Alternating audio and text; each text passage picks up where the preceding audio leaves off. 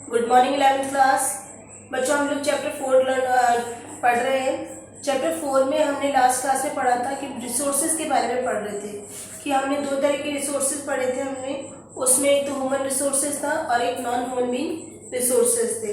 बच्चों आज की क्लास में हम लोग जो पढ़ेंगे वो है कैरेक्टरिस्टिक्स ऑफ रिसोर्सेज, या मतलब संसाधनों की विशेषताएं।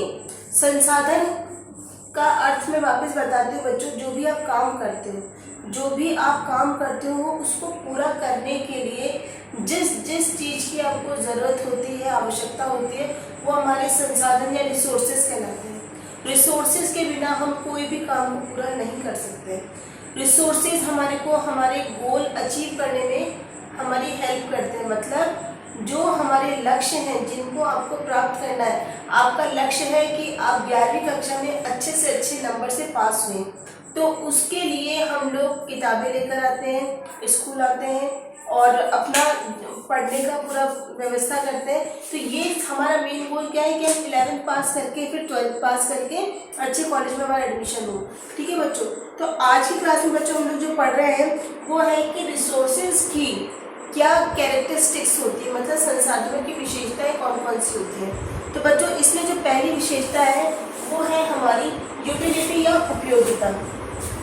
बच्चों यूटिलिटी का मतलब ये होता है कि जो भी संसाधन हम उपयोग में ला रहे हैं, ठीक है, जो भी संसाधनों का आप उपयोग में लेकर आ रहे हो वो आपके लिए कितने महत्वपूर्ण हैं, कितने उपयोगी हैं। मतलब कि आप उससे कितना अपना उपयोग निकाल सकते हो। एक एग्जाम्पल है इसके लिए, जैसे बच्चों आप लोगों ने देखा होगा कि जिनके घर में गाय होती है, ठीक है, वो गाय के गोबर को बेकार नहीं मानते हैं। ठीक है, उस गोबर को भी वो काम में ले लेते हैं, उससे वो उपले या छाले बना लेते हैं जो कि जलाने में बड़ा काम आते हैं। और ये जो बेकार की चीज़ थी उसमें भी उन्होंने उपयोगिता ढूंढ ली।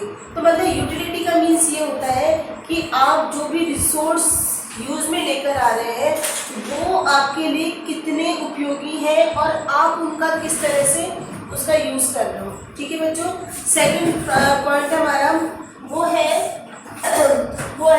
एसेसिबिलिटी या सुलभता। एसेसिबिलिटी मीन्स ये होता है बेटा कि जो भी संसाधन जो भी आप यूज कर रहे हो वो आपको समय समय पे बच्चों होता क्या है कि जैसे आप खुद देखना कि आप जैसे जैसे हम किसी प्रोसेस में आगे जाते हैं तो हमारे संसाधन चेंज होते रहते हैं। ठीक है, पहले आपको जिस चीज़ की ज़रूरत होती है, जब उसका काम पूरा हो जाता है तो हमें किसी और चीज़ की ज़रूरत होती है। जब उससे भी हमारा काम पूरा हो जाता है तो हम किसी तीसरी चीज़ के लिए हम लोग उपयोग करना चाहते हैं कि वो चीज़ हमारे पास होगी तो ही हमारा लक्ष्य हम प्राप्त कर सकते हैं। तो सुलभता का मतलब ये है कि आप अपने आवश्यकताओं के अनुसार हम हमारे रिसोर्सेज को बदल लेते हैं। तो एक सिंपल सा एग्जांपल है, हम लोग जानते हैं कि सभी व्यक्तियों के पास जो मनी होती है, मतलब पैसा जो है, वो एक सीमित लिमिटेड साधन है।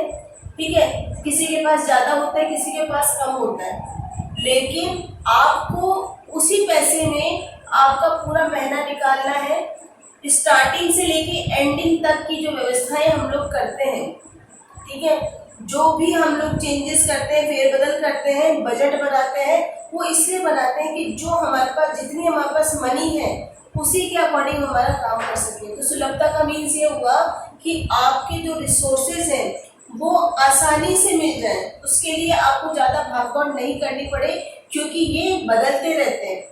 बच्चों इसके बाद में नेक्स्ट पॉइंट है हमारा, वो है इंटरचेंजेबिलिटी। इंटरचेंजेबिलिटी को हम लोग हिंदी में कहेंगे विनिमयता। इसमें क्या होता है बच्चों कि अगर आपके पास बाई चांस कोई साधन आपका खराब हो गया है, आपका कोई रिसोर्सेज आपके काम नहीं कर रहे हैं, तो उसकी जगह आप किसी और को यूज में ला सकते।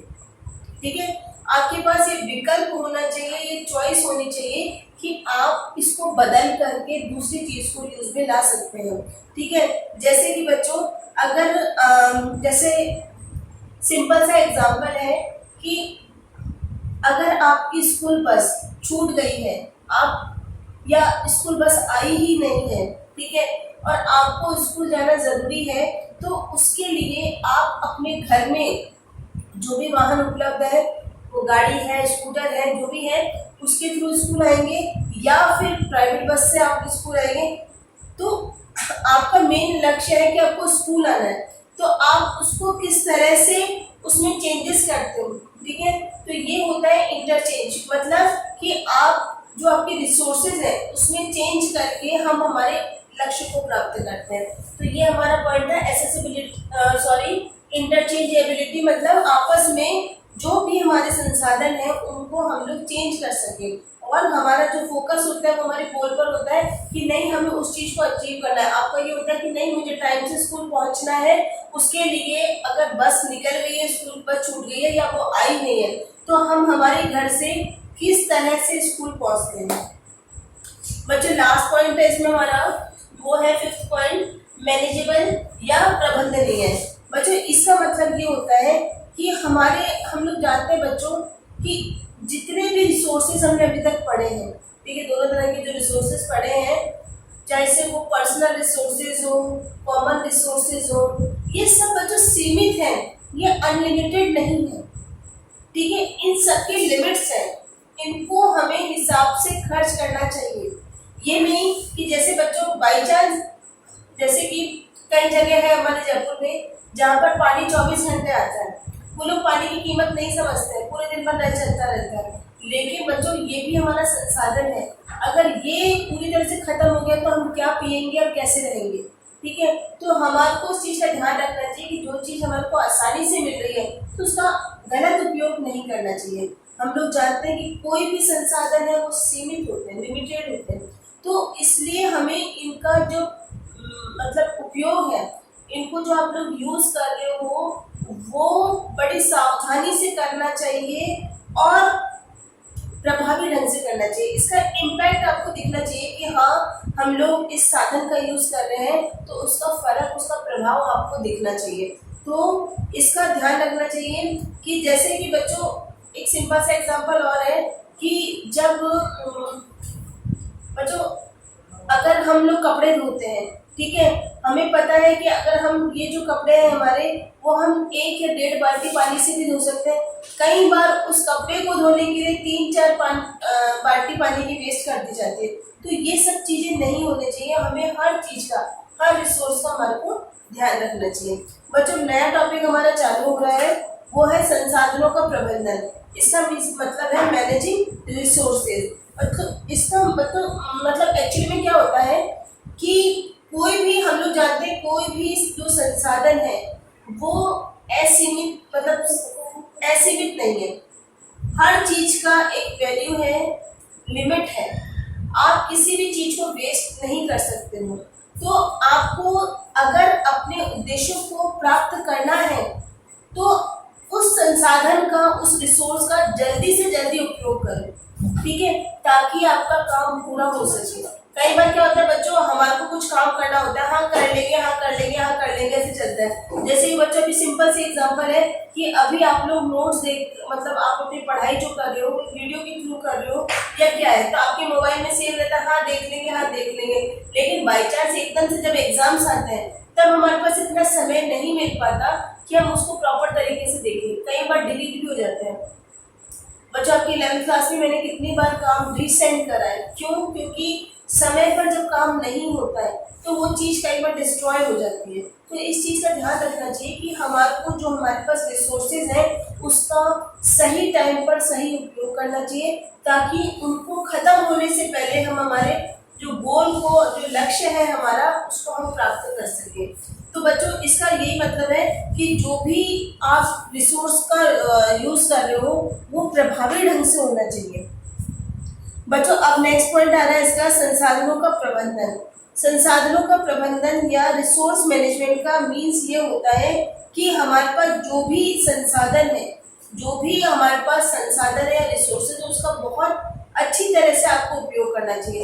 एक सिंपल सा एग्जांपल है बच्चों, हम लोग सब जानते हैं कि हमारे पास 24 घंटे सबके पास सेम टाइम है, ना किसी के पास कम है ना किसी के पास ज़्यादा है। अब उस 24 घंटे को हम लोग कैसे यूटिलाइज लेते हैं? बच्चों आप सोचो कि समय में मेरे घर पे भी कई बार देखती हूँ कि जब क्लास का टाइम होने वाला होता है, 8 बजने वाले होते हैं, उसी समय हमारे को सारे काम याद आते हैं। ठीक है, कई बच्चे होते हैं जो मैडम के आने से पहले क्लास में आकर के बैठ जाते हैं। कई बच्चे ये होते हैं कि बाद तक एंट्री लेते रहते हैं, एडमिट होते रहते हैं क्लास में। वो सब चीज़ें गलत है। आपके पास 24 घंटे का टाइम फिक्स है, सभी के पास, आपकी क्लास के जितने भी बच्चे हैं सबके पास फिक्स है। कई बच्चों के काम टाइम पे पूरे होकर के कॉपियाँ चेक होने के लिए आ जाती है, कई बच्चे उस काम को कर ही नहीं पाते हैं। ठीक है, तो आप अपने टाइम को ऐसे मैनेज करो कि हम अपना काम प्रॉपर तरीके से सही टाइम पे कर सकें और रिलैक्स नहीं तो हालत ख़राब हो जाती है कि आपकी मम्मी भी लग रही है या अपने फैमिली वाले लग जाते हैं उसको काम को पूरा करने में। तो बच्चों आज की क्लास में हम लोग इतना ही करेंगे। नेक्स्ट क्लास में का प्रोसेस हम लोग पढ़ेंगे। Thank you.